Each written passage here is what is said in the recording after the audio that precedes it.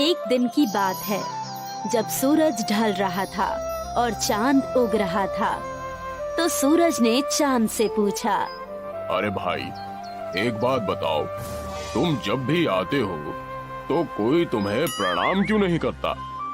ऐसा नहीं है भाई, हर कोई एक जैसा नहीं होता। कई लोग मुझे भी प्रणाम करते हैं। पर मैं तो जब भी उगता हूँ तो सारी दुनिया मुझे जल चढ़ाती है, पर तुम्हें तो कोई भी जल नहीं चढ़ाता। सूरज और चंद्रमा की ये बातें बेलापुर गांव के लोग सुन रहे थे। तभी एक आदमी ने कहा, हम तो सिर्फ सूरज को ही भगवान मानते हैं, चांद हमारे लिए भगवान नहीं है। नहीं, ऐसी बात नहीं है, हमें चांद को भी भगवान मानना चाहिए।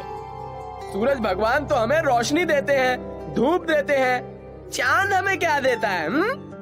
हर किसी का अलग अलग काम है। चंद्रमा भी हमें रात को रोशनी देता है।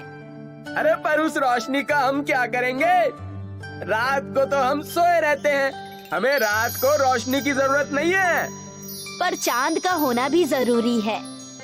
हमें चांद की जरूरत नहीं है। अगर चांद नहीं भी होगा तो हमारी जिंदगी में कोई भी फर्क नहीं पड़ेगा।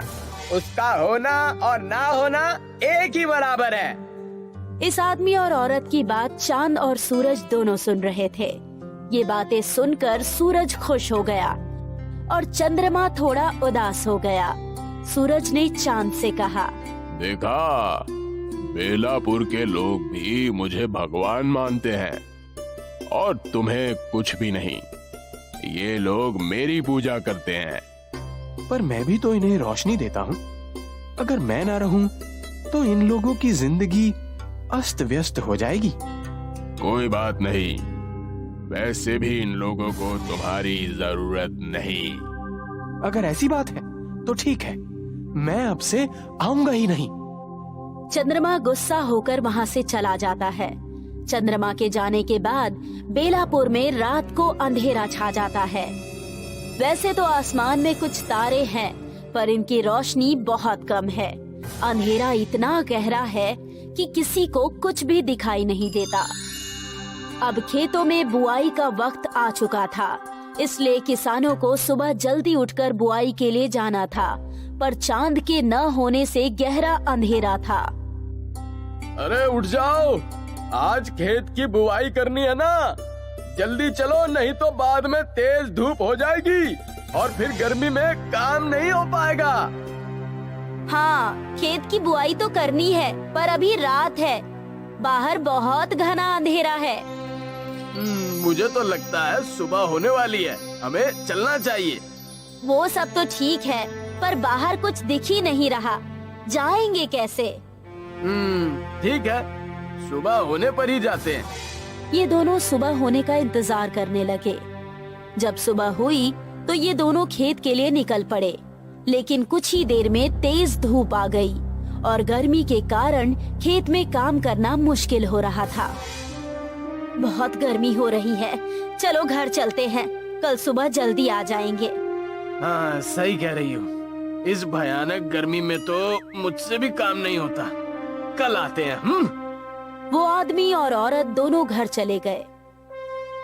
अगले दिन भी जब वो उठे तो रात को चंद्रमा के न होने की वजह से बहुत घना अंधेरा था, और आज भी वो दोनों जब उठे तो सूरज निकल चुका था। सूरज की गर्मी के कारण खेत में काम करना मुश्किल हो रहा था। इस समस्या से परेशान होकर आदमी ने सूरज से कहा, हे सूर्य देव, हमें चांद की जरूरत नहीं है। अगर आप रात को भी रहें तो हमें कभी भी चांद की जरूरत नहीं पड़ेगी और हम केवल आप ही की पूजा करेंगे। ठीक है, अब से मैं रात को भी रहूंगा। अब दिन खत्म होने के बाद सूरज रात को भी बेलापुर में ही रहने लगा, जिससे दिन ढल ही नहीं रहा था और रात हो ही नहीं रही थी। अरे जल्दी से खाना बनाओ, नींद आ रही है, सोना भी है।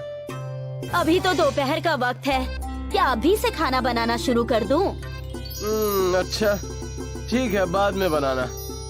वो आदमी और औरत बहुत देर तक रुकते हैं, पर शाम नहीं होती, क्योंकि अब सूरज ढल ही नहीं रहा था। भूख से आदमी का बुरा हाल हो गया।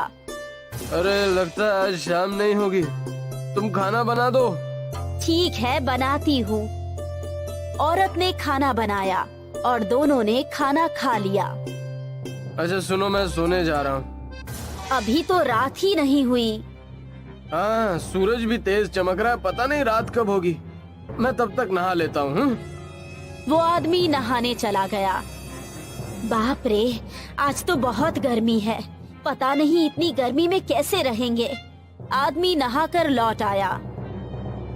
अरे नहाने के बाद भी कितनी गर्मी लग रही है। अब सूरज नहीं ढलेगा, इसलिए ये सब हो रहा है। ये सब सूरज की वजह से ही हो रहा है।